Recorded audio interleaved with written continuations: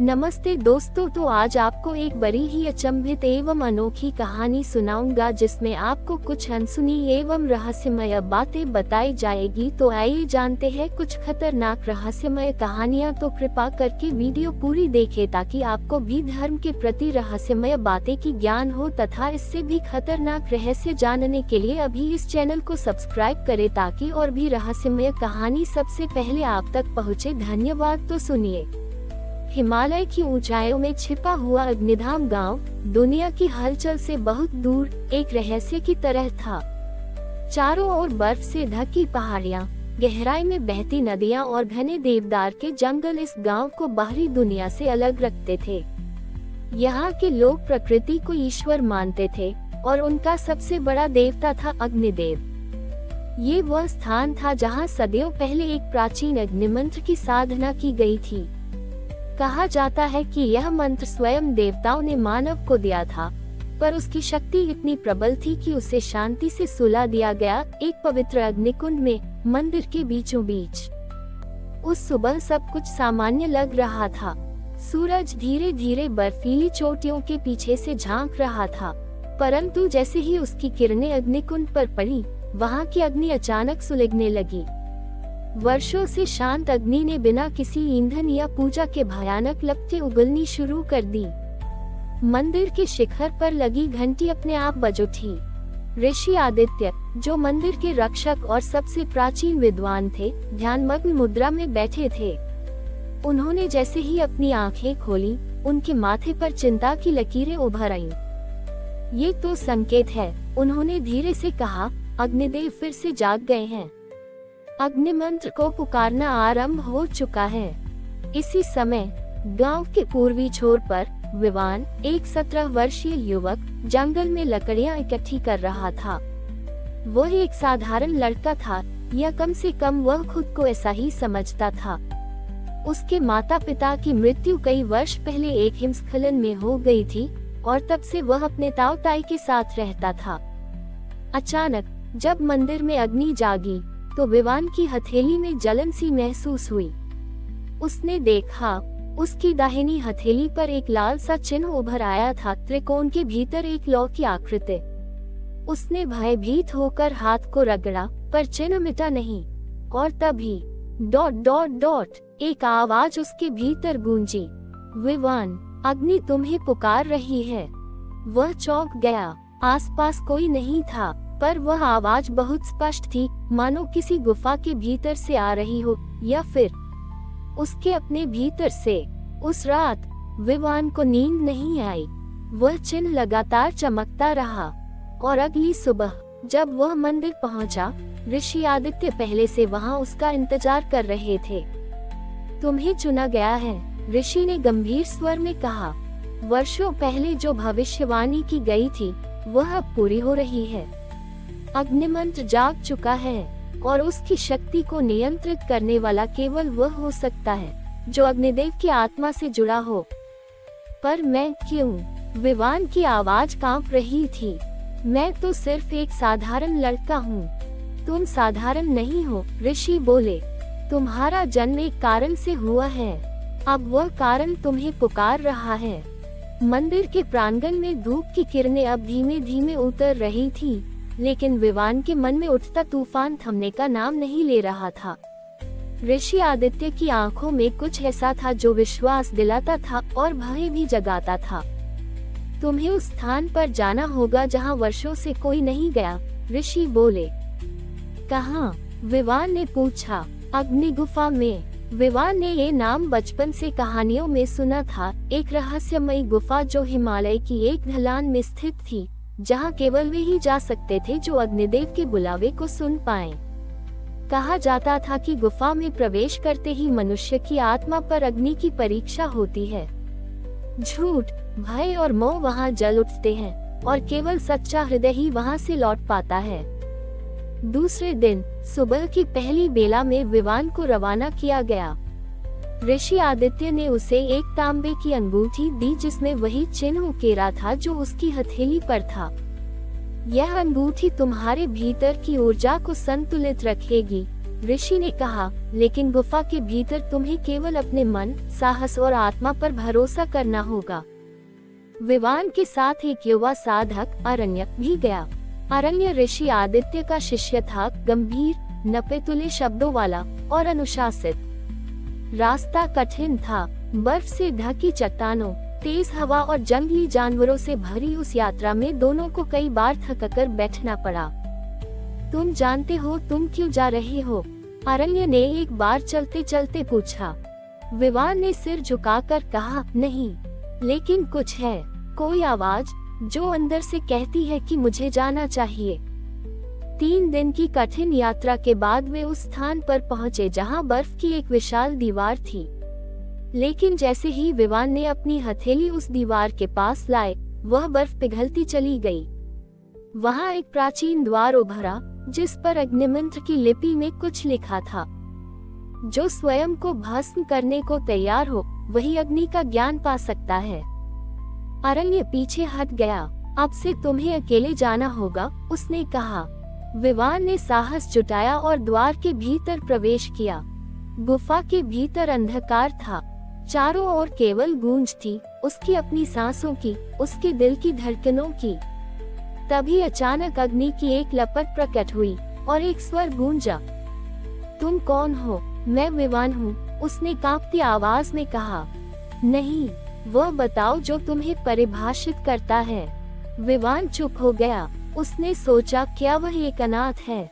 क्या वह सिर्फ एक साधारण लड़का है? मैं सत्य की खोज में हूँ, उसने आखिरकार कहा। तभी चारों ओर आग की लपटें उठी। गुफा गर्म होने लगी। दीवारों पर उसकी यादें उभरने लगी, माता पिता की मृत्यु, उसका अकेलापन, उसका भय, उसका गुस्सा। इन सबको स्वीकारो, इनसे भागो मत। फिर वह आवाज आई। विवान ने आंखें बंद की।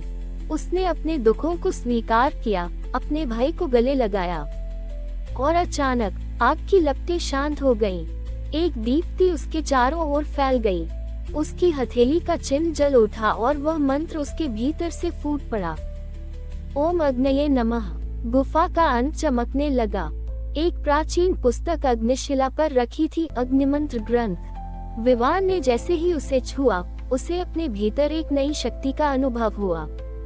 अब वह वही नहीं रहा था जो वह गुफा में प्रवेश करते समय था। अग्नि गुफा से लौटते समय विवान के मन में शांति और ऊर्जा दोनों की लहरें उठ रही थी। उसके भीतर कुछ बदल गया था, न केवल उसकी शक्ति, बल्कि उसका दृष्टिकोण भी।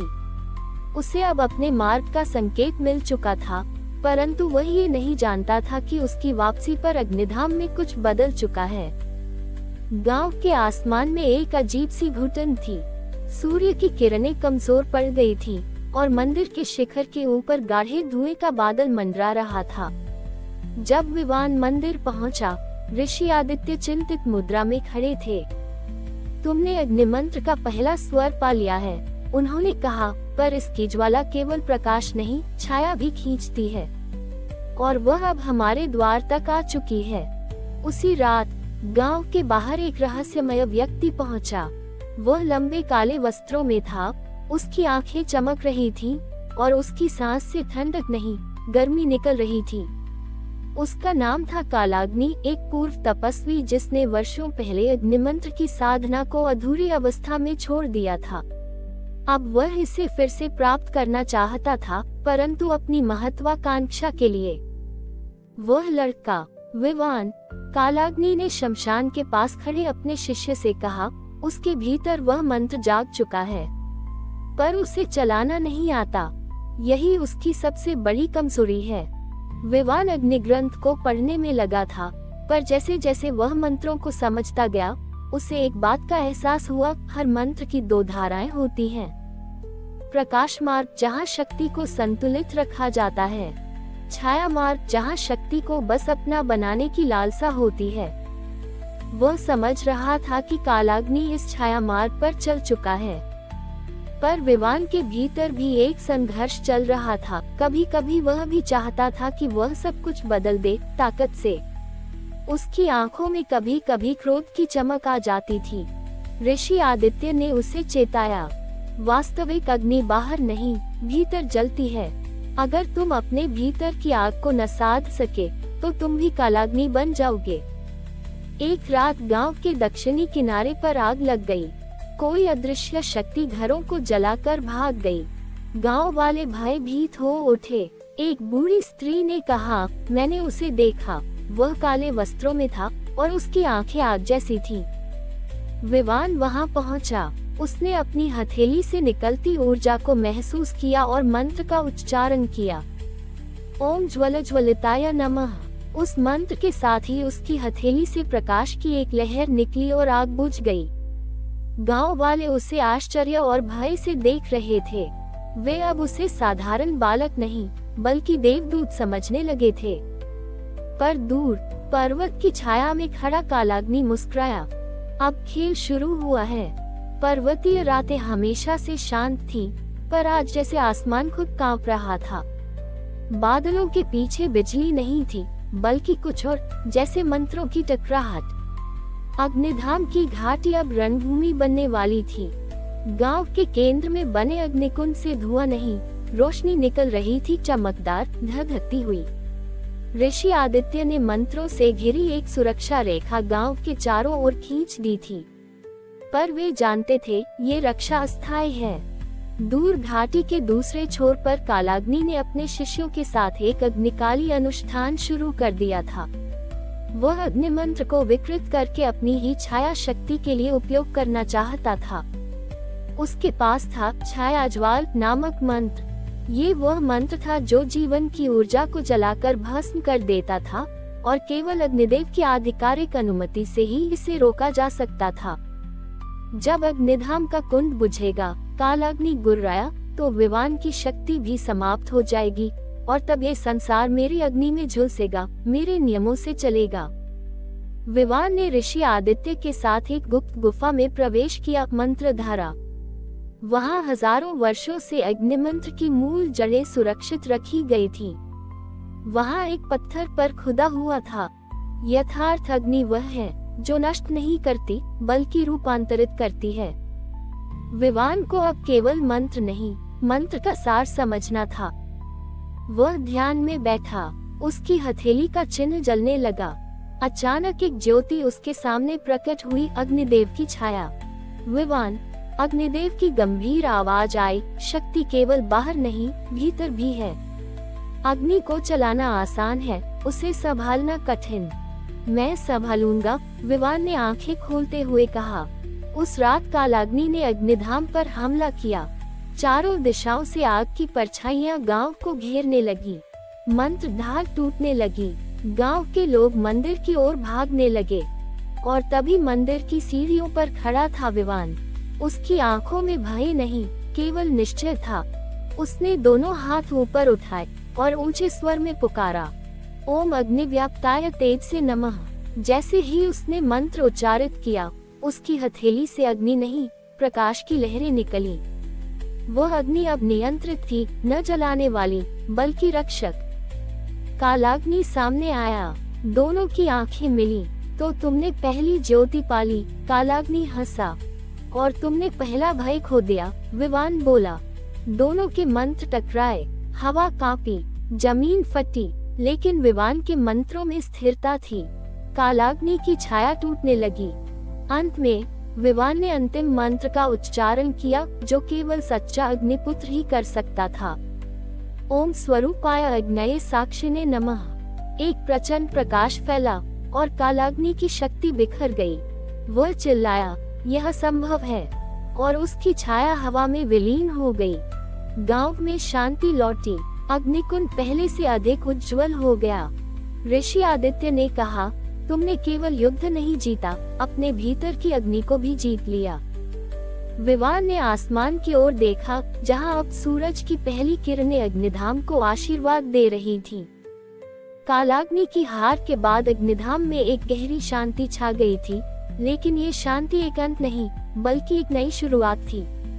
अग्निकुंड अब न केवल गांव की रक्षा कर रहा था, बल्कि उसमें एक नवीन ऊर्जा लहराने लगी थी, नवज्योति। मंदिर में एक विशेष सभा बुलाई गई। ऋषि आदित्य ने सभी ग्रामवासियों के सामने खड़े होकर घोषणा की, कालाग्नि की छाया अब मिट चुकी है, परंतु अग्नि का संतुलन तभी टिकाऊ होगा जब नवज्योति जागेगी। नवज्योति क्या है? किसी वृद्ध ने पूछा। ऋषि ने उत्तर दिया, अग्नि जब जल से संतुलित होती है तब जीवन की सृष्टि होती है। अग्नि अकेली शक्ति है, पर जब वह जल की कोमलता से जुड़ती है तब वह शक्ति सृजन बन जाती है। उसी समय गांव में एक अनजान युवती पहुंची। उसका चेहरा तेजस्वी था, पर उसकी आंखों में गहराई थी, जैसे नदियों की अथाह शांति। उसके कपड़े गीले थे, मानो वह किसी जल स्रोत से निकल कर आए हो। उसका नाम था माया। वह विवान की ओर देखकर मुस्कुराई। मैं तुम्हारी प्रतीक्षा कर रही थी, उसने कहा। तुम मुझे जानती हो? विवान चकित था। हम दोनों को एक साथ बुलाया गया है। तुम्हारी अग्नि अधूरी है जब तक उसे जल का स्पर्श न मिले, उसने उत्तर दिया। ऋषि आदित्य की आंखों में चमक आ गई। तो वह दिन आ ही गया। वे बोले, जब भविष्यवाणी पूरी होगी। ऋषि ने एक पुराना ताड़पत्र निकाला जिस पर अग्नि और जल के प्रतीक उकेरे थे।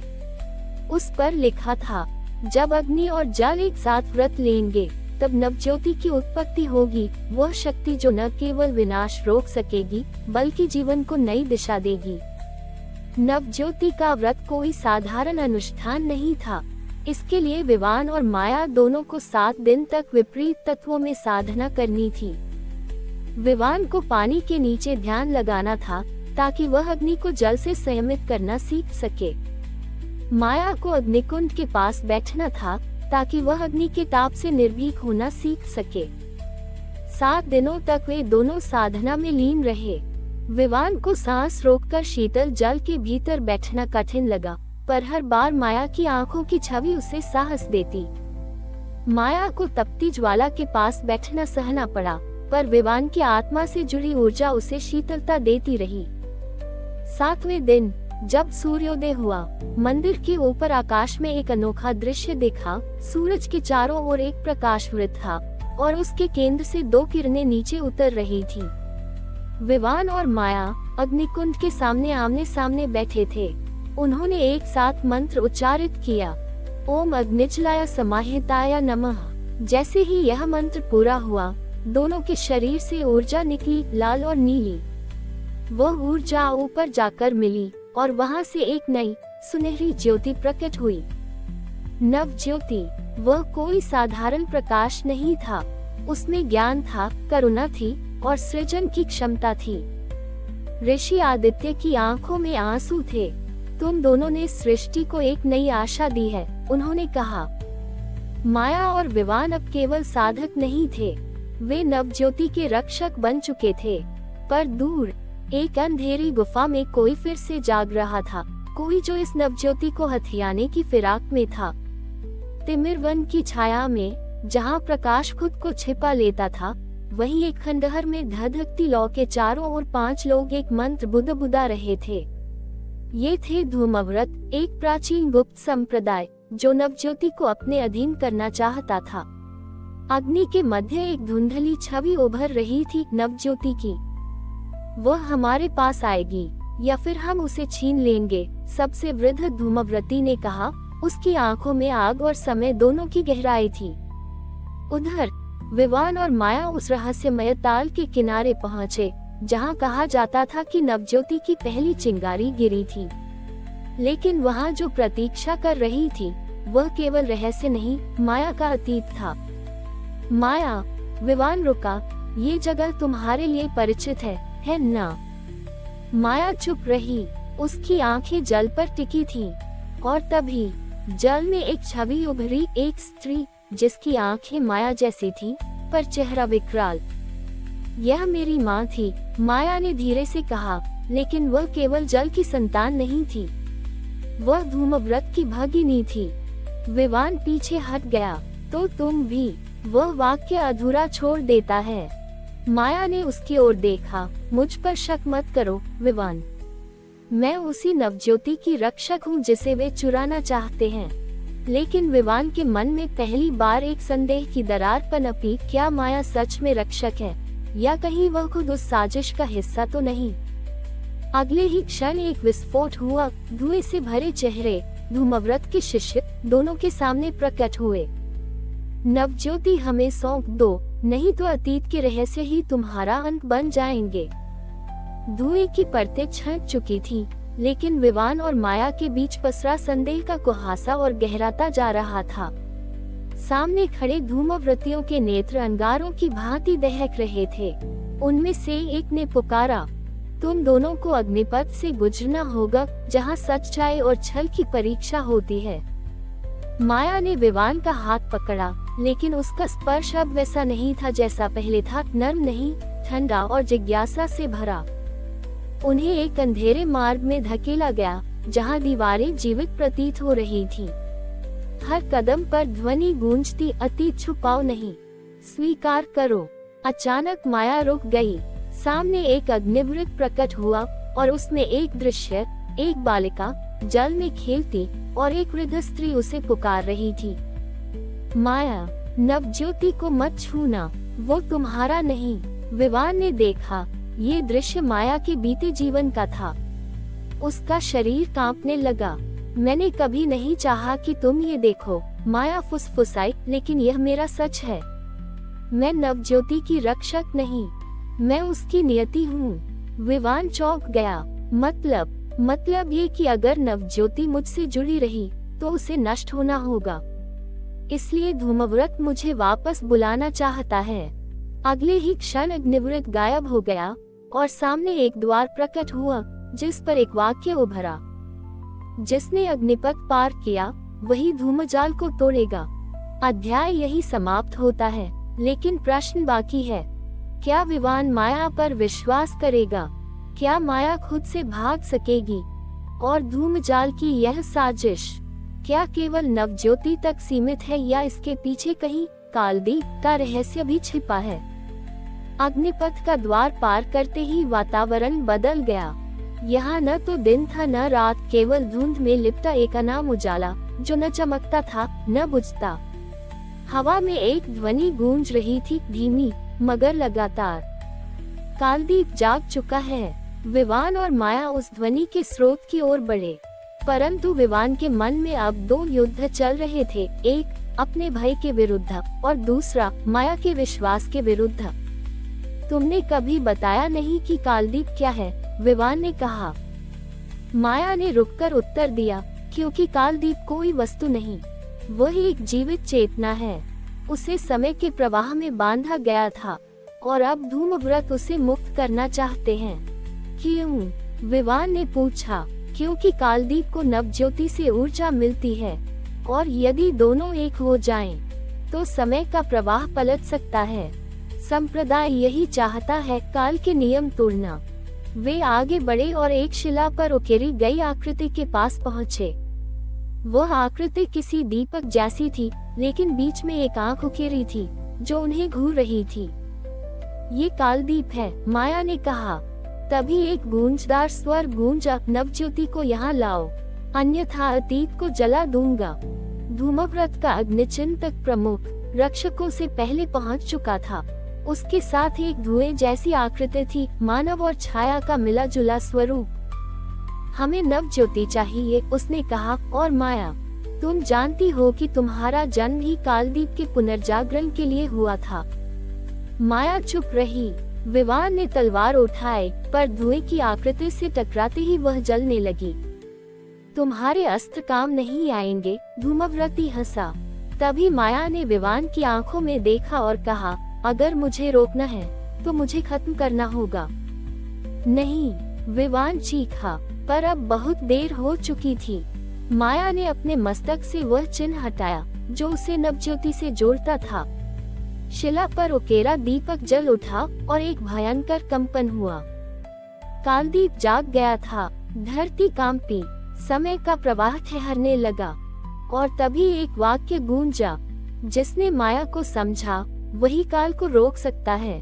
कालदीप की आंख अब जल रही थी, न केवल प्रकाश से बल्कि स्मृतियों से। एक आवाज माया के भीतर गूंज रही थी, तुम ही अंतिम कुंजी हो। माया, तुम्हारा जन्म एक साधारण देह में नहीं हुआ, तुम्हारी आत्मा उस शून्य से आई है जहां समय और चेतना एक हो जाते हैं। विवान, जो अभी तक सब कुछ देखने वाला था, अब निर्णय लेने की दहलीज पर खड़ा था। तुम मुझे नहीं बचा सकते, माया ने धीमे स्वर में कहा, पर नवज्योति को अब बचाना तुम्हारे हाथ में है। चारों ओर धुंध गाढ़ी होने लगी। धूमव्रती नेता ने एक अंतिम प्रयास किया, माया तुम हमारी हो। अगर तुम हमारी नहीं बनी तो ये पूरा समय चक्र जल जाएगा। माया ने अपनी हथेली आगे बढ़ाई, उस पर नवज्योति का चिन्ह प्रकट हुआ।